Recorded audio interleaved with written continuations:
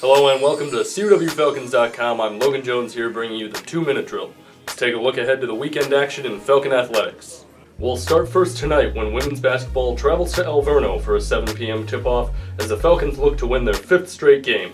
Alverno has struggled this year, coming in at 3-10 on the season. Both men's and women's indoor track will compete at the Bob Eubanks Open hosted by Grand Valley State for their second meet of the season on Friday. All 3 hockey teams will also be in action Friday at home at the Ozaki Ice Center.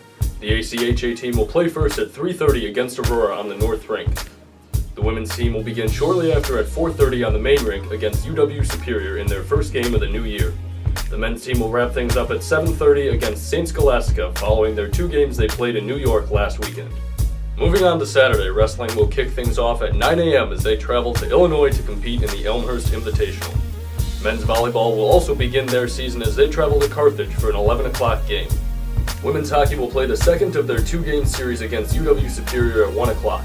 Superior comes into this weekend with a 6-9-1 record so far. Men's hockey will follow that game with a 4 o'clock game against Northland, who defeated the Falcons 4-2 earlier this year.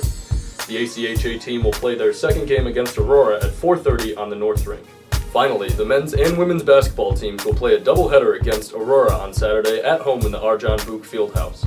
The women will lead things off at 2 p.m. in an important matchup as Aurora currently sits 1 spot behind them in the NAC standings. The men will follow that game at 4:15 as they look to win their 5th in a row as Aurora comes in at 4-5 in NAC play. I'm Logan Jones and this has been the 2-minute drill brought to you by COWFalcons.com.